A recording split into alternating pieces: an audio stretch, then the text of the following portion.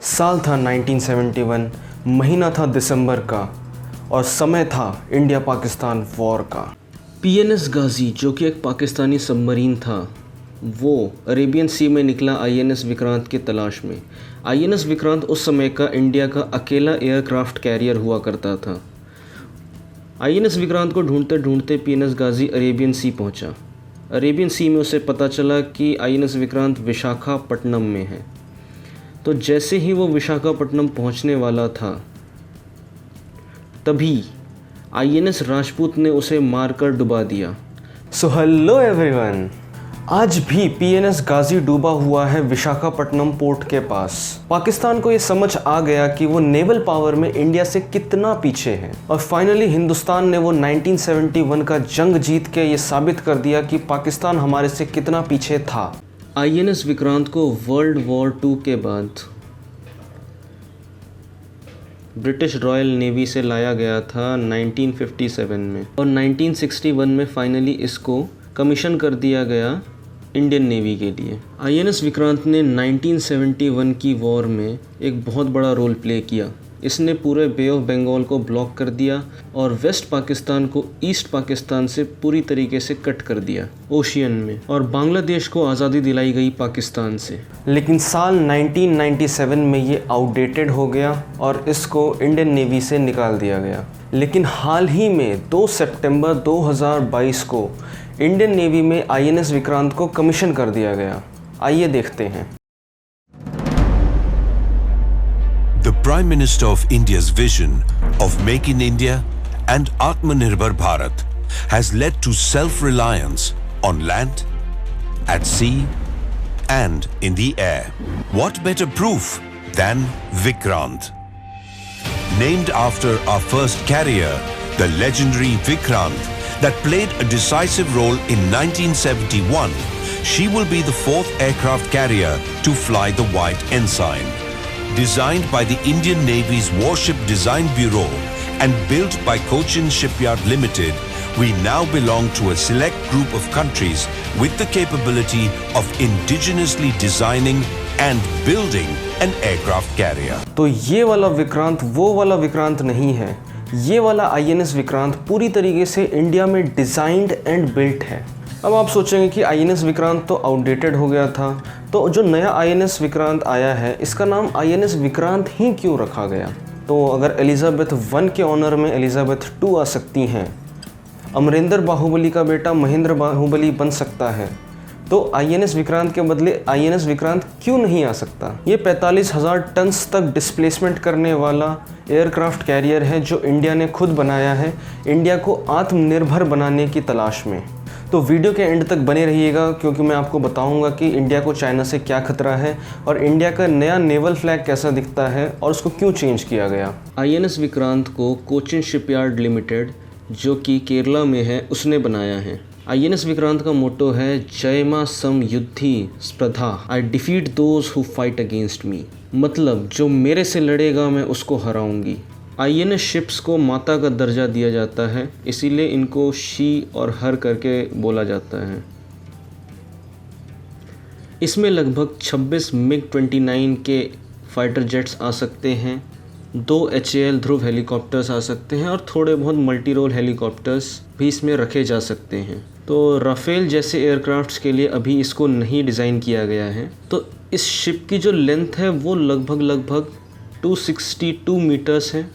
इसकी जो top speed है वो है 52 किलोमीटर्स पर आवर। ये शिप लगभग 13,900 किलोमीटर तक चल सकती है वन गो में। इसमें 2,300 कंपार्टमेंट्स है और ये 1,700 मेंबर्स के साथ चल सकती है और उसमें स्पेशली कैबिन्स बनाए गए हैं फीमेल ऑफिसर्स के लिए अलग से। इसमें अलग से ही हॉस्पिटल कॉम्प्लेक्स भी है और इसका जो फ्लाइट डेक है वो 2 फुटबॉल फील्ड के साइज़ जितना है। इसमें 8 बहुत ज़्यादा पावरफुल जनरेटर्स लगे हैं जिनमें इतनी क्षमता है कि ये पूरे के पूरे शहर को, जिसमें 20 लाख लोग रहते हैं, उसको रोशन कर सकती है। 1999 में इस पर काम शुरू हुआ था।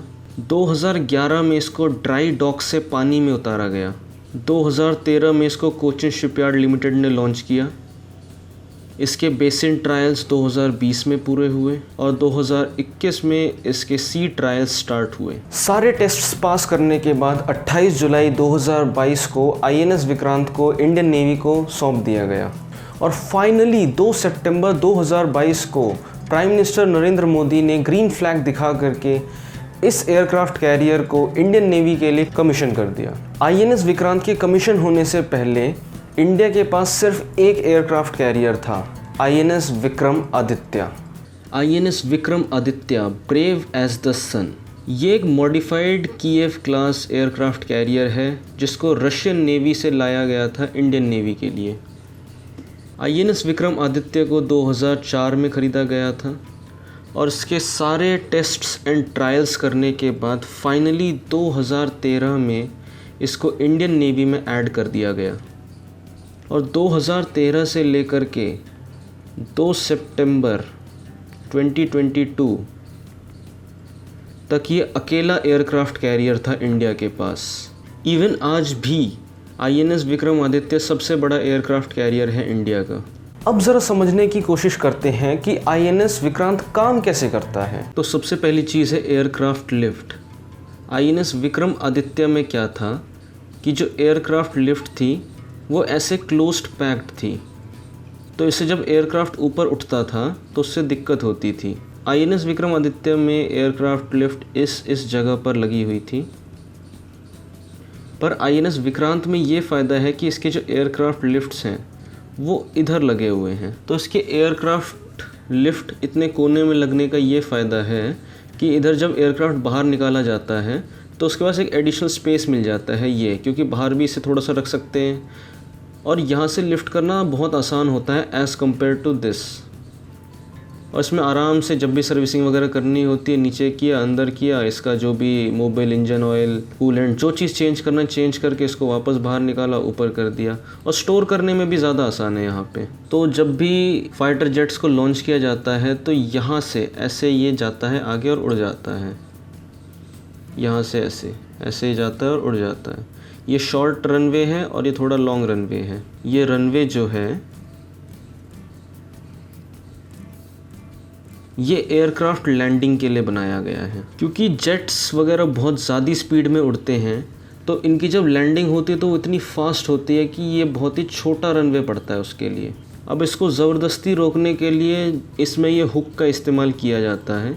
ये जो हुक है ये 3 इसमें वायर्स लगे हुए हैं रनवे पे, इन तीनों में से किसी एक में जाकर के इसको फंसाया जाता है और फिर इसकी स्पीड एकदम से स्लो होना स्टार्ट हो जाती है फंसने के बाद, और तब जाके वो रुकता है। कभी कभार नहीं भी फंस पाता है इसमें, तो क्या होता है कि जैसे लैंड किया पायलट ने तो वो वापस उसे उड़ा लेता है और फिर वापस आकर के फिर से लैंडिंग की कोशिश करता है। इसमें बहुत सारे रडार्स लगे हुए हैं। पहला है ये, इसको बोलते हैं TACN, टेकैन रडार, क्योंकि एयरक्राफ्ट कैरियर एक एयरपोर्ट की तरह नहीं कहा जा सकता, ये लगभग हिलते डुलते रहते हैं पानी में, तो जो इस पर लैंडिंग करनी होती है एयरक्राफ्ट की वो थोड़ी मुश्किल हो जाती है।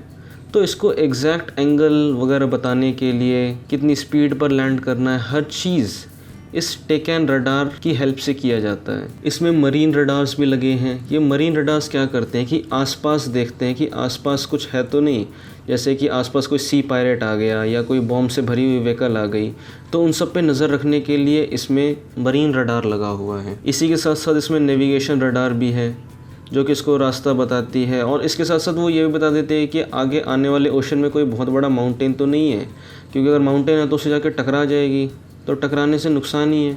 तो इसीलिए इसमें नेविगेशन रडार्स भी लगे हुए हैं जो इसको बता देता है कि आगे वाला रूट स्मूथ है कि नहीं है। इसमें सेलेक्स एंड RN रडार्स भी लगे हुए हैं जो कि बता देता है कि अगले 400 किलोमीटर में कोई नुकसान तो नहीं है। ये एक वार्निंग रडार की तरह काम करता है जो कि नेविगेट करके देता है कि कोई शिप या कोई हार्मफुल या कोई ऐसा थ्रेट तो नहीं है हमारे आसपास 400 किलोमीटर की रेंज में। इसमें नयन एंटी रडार भी लगा हुआ है जो कि किसी दूसरी शिप को लोकेट ही नहीं करने देती कि आईएनएस विक्रांत किधर है। तो एंटी रडार क्या करता है कि उसकी जो लोकेशन होती है उसको चेंज कर देता है। तो जब वो ट्रेस करना चाहेगी दूसरी शिप आईएनएस विक्रांत को, तो वो ट्रेस ही नहीं कर पाएगी अपने मैप में, क्योंकि उसको गलत लोकेशन मिलेगी एंटी रेडार की वजह से। इसमें सैटकॉम भी लगा हुआ है, क्योंकि वहाँ पे मोबाइल टावर्स तो है नहीं कम्युनिकेशन करने के लिए, तो इनकी कम्युनिकेशन मेनली होती है सैटेलाइट्स के थ्रू, और सैटकॉम रेडार इसमें हेल्प करता है। इसमें और भी बहुत सारी चीज़ें हैं बताने के लिए, पर अगर मैं सब चीज़ बताने लगूँगा तो वीडियो बहुत बड़ी हो जाएगी, इसीलिए इतना ही। क्योंकि इंडिया अब उन कंट्रीज़ की लिस्ट में आ चुका है जिनके पास अपने एयरक्राफ्ट कैरियर्स हैं और जो अपने एयरक्राफ्ट कैरियर्स बना सकते हैं। अब ज़रा जानते हैं कि आईएनएस विक्रांत के अलावा वर्ल्ड में कौन कौन से एयरक्राफ्ट कैरियर्स हैं। तो दुनिया में सबसे पावरफुल एयरक्राफ्ट कैरियर है ये गेराल्ड आर फोर्ड यूएसए का, जो कि 1 लाख टन्स तक का डिस्प्लेसमेंट करता है।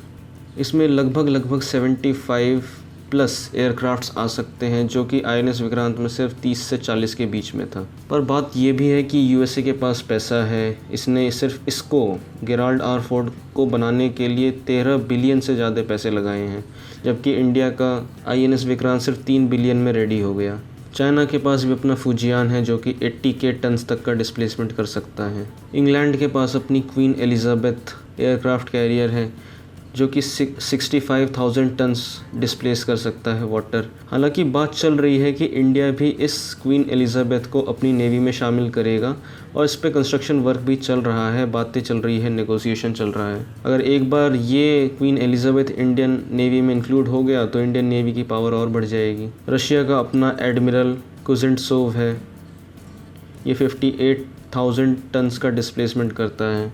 फ्रांस के पास भी अपना चार्ल्स डी गॉले है, इटली के पास अपना है, स्पेन के पास अपना है, और इसी के साथ साथ इंडिया के पास भी अपने दो एयरक्राफ्ट कैरियर्स हैं।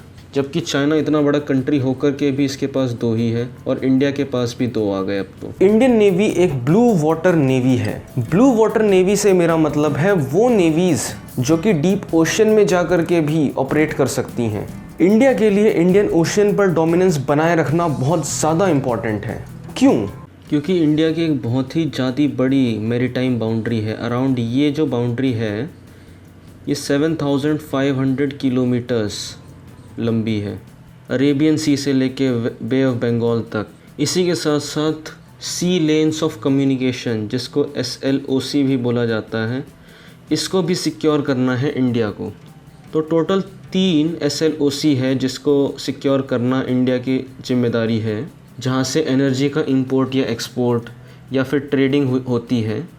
तो पहली SLOC है जो कि रेड सी को इंडियन ओशियन से कनेक्ट करती है बाब अल मंदाब के थ्रू, उसको प्रोटेक्ट करना, क्योंकि एशिया और यूरोप के साथ ट्रेड करने के लिए ये SLOC बहुत इम्पॉर्टेंट है। दूसरी SLOC है पर्शियन गल्फ़ को इंडियन ओशियन से कनेक्ट करने वाली, जो कि स्ट्रेट ऑफ हॉर्मुज़ से होकर के निकलती है, क्योंकि ये सब गल्फ़ कंट्रीज़ हैं, यहाँ पे ऑयल का प्रोडक्शन ज़्यादा है, तो यहाँ से जो पेट्रोलियम प्रोडक्ट्स का इंपोर्ट होता है उसको प्रोटेक्ट करना बहुत ज़रूरी है। और ये स्ट्रेट ऑफ मलाक्का ये एक बहुत इम्पॉर्टेंट रूट है जिससे इंडियन ओशियन को पैसिफिक ओशियन से कनेक्ट किया जाता है। तो India, Asian countries, Russia, USA, इन सब के ट्रेड के लिए ये रूट बहुत ज़्यादा इम्पॉर्टेंट है, ये वाला SLOC बहुत ज़्यादा इम्पॉर्टेंट है। और इंडियन ओशियन से लगभग 75% वर्ल्ड का ट्रेड पास होता है, और इस ओशियन से 50% पेट्रोलियम प्रोडक्ट्स भी ट्रांसपोर्ट होते हैं। तो आप समझ सकते हैं कि इंडियन ओशियन कितना इम्पॉर्टेंट ओशियन है और इंडिया का इस पर डोमिनेंस करना कितना ज़्यादा ज़रूरी है। अब ऐसे में किसी भी कंट्री का इंडियन ओशियन पर डोमिनेंस दिखाने का मन कर सकता है, पर जैसा मैंने कहा कि इंडियन ओशियन का बादशाह सिर्फ और सिर्फ इंडिया है, और इंडिया ही इस ओशियन को डोमिनेट करता है। पर क्या है कि चाइना को चुल नहीं है, इसको इंडिया की डोमिनेंस पसंद नहीं आ रही है इंडियन ओशियन में, तो इसने भी सोचा कि मैं भी एंट्री ले लेता हूँ इंडियन ओशियन में। डायरेक्ट घुसने की इनकी हिम्मत तो है नहीं, तो ये श्रीलंका की मदद से इंडियन ओशियन में घुस रहे हैं। अब क्या है कि चाइना ने श्रीलंका को लोन दिया था और श्रीलंका वो लोन चुका नहीं पाया, इसलिए श्रीलंका ने अपना हम्बनतोता पोर्ट 99 ईयर्स के लीज पर दे दिया चाइना को कि आओ इधर जो तुम्हें कंस्ट्रक्शन करना है करो। इसलिए 99 ईयर्स के लिए ये हम्बनतोता पोर्ट चाइना का हो चुका है। इसको बोलते हैं डेब ट्रैप डिप्लोमेसी। पर चिंता की बात यह है कि पिछले ही महीने चाइना ने एक स्पेस ट्रैकिंग शिप भेजा था हम्बनतोता पोर्ट पे। इंडिया और यूएसए ने कोलंबो पर प्रेशर भी बनाया कि आप इस स्पेस ट्रैकिंग शिप को हटवाइए, पर श्रीलंका पहले से ही कर्जदार है चाइना का, वो क्या ही बोले। इसलिए इंडिया को सतर्क रहना पड़ेगा और हम्बनतोता पोर्ट पर कंटिन्यूसली नजरें रखनी पड़ेंगी। तो इंडिया का नया नेवल एनसाइन कुछ ऐसा दिखता है। इसे 2 सितंबर को पीएम मोदी ने फहराया कोचिन में, और ये एनसाइन छत्रपति शिवाजी महाराज से इंस्पायर्ड है। उनकी ब्रेवरी के किस्से बच्चा बच्चा जानता है। मेडिवल इंडिया में वेस्टर्न कोस्ट पर एक किंगडम था, मराठा किंगडम, जिसके पास अपनी खुद की नेवी थी। शिवाजी महाराज ने ना केवल कोंकण कोस्ट पर अपना कब्जा जमा के रखा, बल्कि सारी नेवल ताकतों को दबा कर रखा। और ऐसा नहीं है कि ये नेवी का फ्लैग पहली बार चेंज किया गया है। आइए देखते हैं। Over the years, India's naval ensign has undergone several changes and transformed on many occasions, shedding the last remnants of the colonial past. On 2nd September 2022, the Indian Navy adopts its new naval ensign. With the national flag on the upper canton and a blue octagonal shape encompassing the national emblem sitting atop an anchor, depicting steadfastness, and superimposed on a shield with the Navy's motto, Sham No Varuna in Devanagari. इसमें octagon represent करता है multi directional reach and multi dimensional operational capability of Indian navy. तो इसी के साथ धन्यवाद। अगर आपको ये वीडियो पसंद आई है तो इसको लाइक करिए, शेयर करिए और इस चैनल को सब्सक्राइब करिए।